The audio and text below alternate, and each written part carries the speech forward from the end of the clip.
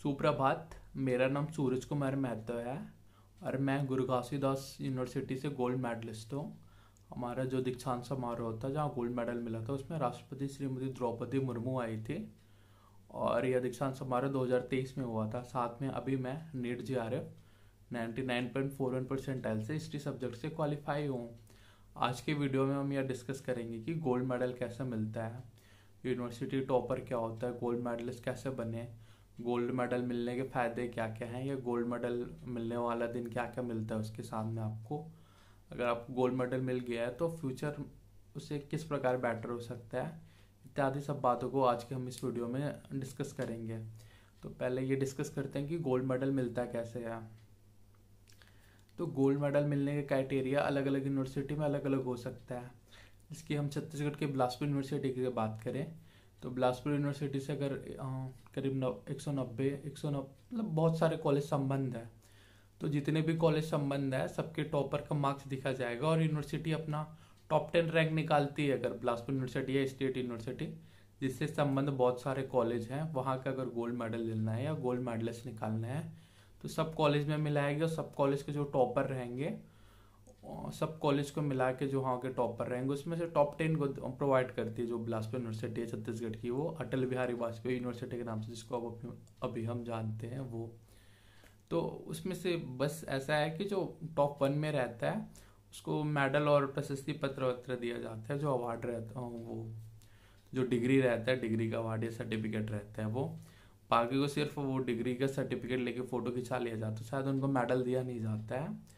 तो यहाँ टॉप 10 को प्रोवाइड करते हैं जो टॉप 10 टॉपर रहते हैं। तो अगर हम इसी बेस पे हम सेंट्रल यूनिवर्सिटी की बात करें, जिसकी मैं गुरु घासीदास सेंट्रल यूनिवर्सिटी से गोल्ड मेडलिस्ट हूँ, तो वहाँ दो प्रकार से मेडल प्रोवाइड किए जाते हैं। एक तो स्कूल वाइज हो गया कि स्कूल ऑफ सोशल साइंस हो गया, स्कूल ऑफ इंजीनियरिंग हो गया, स्कूल ऑफ फॉरेंसिक साइंस हो गया वहाँ के टॉपर को, और एक डिपार्टमेंटल वाइज कि वो डिपार्टमेंट में कौन टॉप किया है उसको।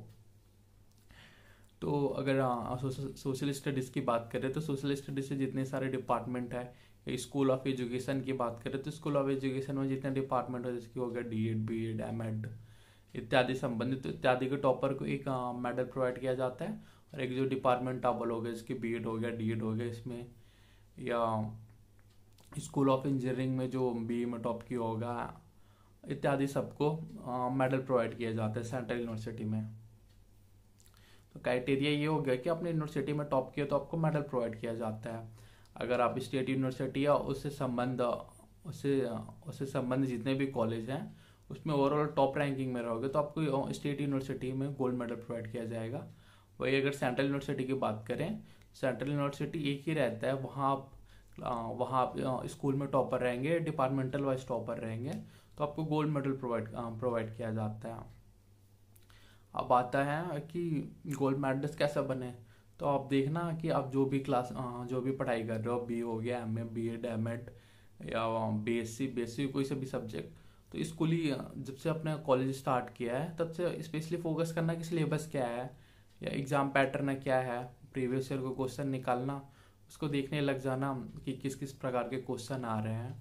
साथ में पहले प्रैक्टिस कर लिया करना कि किस प्रकार के क्वेश्चन आ रहे हैं, तो कैसे सॉल्व करना है। अपना जो टीचर रहता है, टीचर या असिस्टेंट प्रोफेसर, उनसे सलाह लेते रहना कि इसमें मैं किस प्रकार से और बेटर कर सकता हूँ या कहाँ मेरे नंबर कट रहे हैं या इसमें और क्या सुधार करने की आवश्यकता है जिससे मेरे और ज़्यादा मार्क्स हो जाए।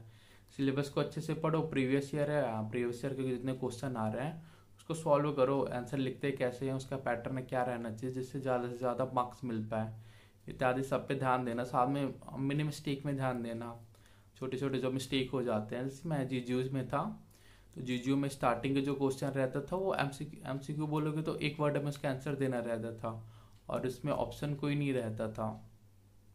तो ऐसे कंडीशन में आपको एकदम डीप में स्टडी करनी पड़ेगी, तब आप जान पाओगे कि अगर उसने बोल दिया है कि चोल वंश के संस्थापक का क्या नाम था करके, तो जो चोल वंश को अच्छे से पढ़ा रहेगा वही बता पाएगा कि चोल वंश के संस्थापक का क्या नाम था करके। ऐसा पूछ दिया वो, अगर हिस्ट्री के क्वेश्चन रिलेटेड रहेगा तो तुगलक वंश के द्वितीय शासक का क्या नाम था, अब जिसको पता है मोहम्मद बिन तुगलक है, तुगलक का नाम लिख देगा।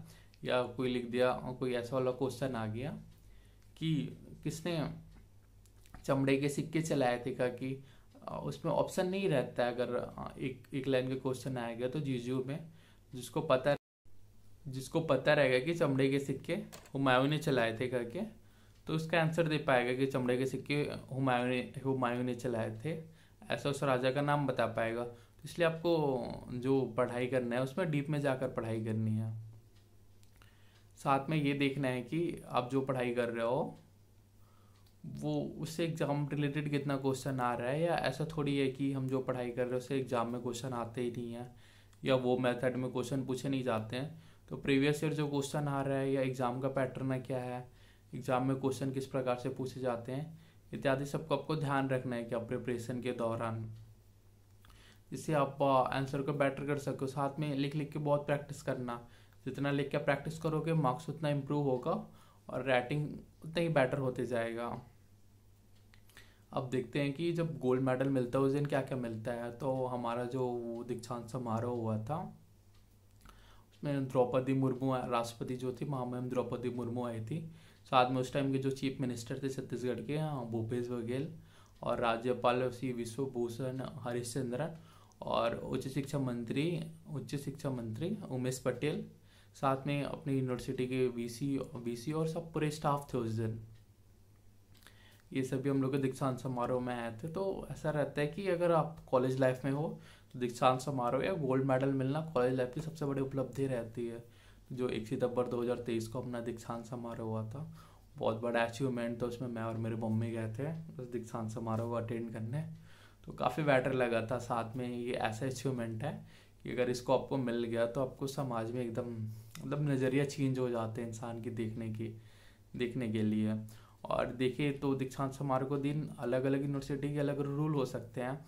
जब मेरे को जीजीयू से मिला था तो सिर्फ एक मेडल मिला था, जो मेडल रहता है वो, साथ में जो अवार्ड का सर्टिफिकेट रहता है ये मिला है, वो मिला है, और एक फ़ोटो खिंचवाने को मिल जाता है कि वहाँ पर जितने गेस्ट आए रहते हैं या जो प्रोवाइड करते रहता है उसके साथ।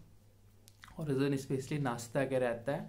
साथ में मैं और मेरे मम्मी गए थे हम लोग दीक्षांत समारोह अटेंड करने, तो हम दोनों के लिए स्पेशली खाना प्रोवाइड किए थे, और वो भी उसका पहला अनुभव था यूनिवर्सिटी देखने का, सेंट्रल यूनिवर्सिटी में ऐसे समारोह अटेंड करने का।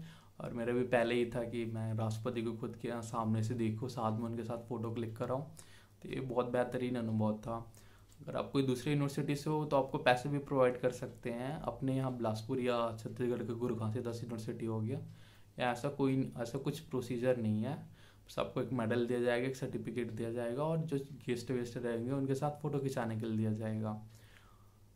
ये सब मिलता है। अब देखते हैं कि हम गोल्ड मेडल मिल गया उसका प्रॉफिट क्या है। अगर गोल्ड मेडल मिल गया तो उसका एक प्रॉफिट है कि आपको सब्जेक्ट नॉलेज बहुत अच्छे तरीके से हो जाएगा। जैसे कि मेरा हिस्ट्री में जब गोल्ड मेडल मिला था तो हिस्ट्री तो मेरा उस टाइम स्ट्रॉन्ग ही था। फिर आगे चल के अब मैं उससे नीट जीआरएफ या जो असिस्टेंट प्रोफेसर की एलिजिबिलिटी रहती है वो क्लियर कर लिया हूँ। साथ में जीआरएफ भी हो गया मेरा 99.41 से। तो इसके जरिए मेरे को जो फेलोशिप रहती है इतनी सैलरी मिल जाती है गवर्नमेंट ने, करीब 45-50,000 पर मंथ, कि अपना जो सर्वाइव करना रहता है पीएचडी के दौरान वो आराम से किया जा सकता है। साथ में अगर आपने ऐसा मेडल अचीवमेंट कर लिया है तो अब अगर एपीआई स्कोर के बेस पे असिस्टेंट प्रोफेसर के इंटरव्यू में जाओगे तो इससे काफ़ी मदद होती है। अगर आपको ये सब नहीं करना है तो अगर कोई प्राइवेट जॉब या देख रहे हो कोई कॉलेज में पढ़ाने के लिए, तो उसमें आप दोनों इक्वल एलिजिबल हो। अगर कोई यूनिवर्सिटी या कॉलेज में पढ़ाने जा रहे हो और आप सेंट्रल या स्टेट यूनिवर्सिटी से गोल्ड मेडलिस्ट हो तो आपको प्रेफरेंस पहले दिया जाएगा कि आप गोल्ड मेडलिस्ट दो। अब आके सामने वाला अगर कोई नॉर्मल है या आपकी इतनी एलिजिबिलिटी है तो गोल्ड मेडलिस्ट को पहले प्रीफर किया जाएगा। साथ में अगर एपीआई देखें तो एपीआई में भी अगर जो असिस्टेंट प्रोफेसर इंडेक्स रहता है उसमें मेडल या कुछ सम्मान मिलने से उसमें कुछ मार्क्स भी मिलते हैं। इसमें अभी एटलीस्ट मार्क्स भी प्रोवाइड करते हैं या कुछ प्रेफरेंस मिलता है उससे कि आप गोल्ड मेडलिस्ट या आपके पास ये एलिजिबिलिटी है कि कुछ सम्मान मिला रहता है, कुछ अवार्ड मिला रहता है उस पर।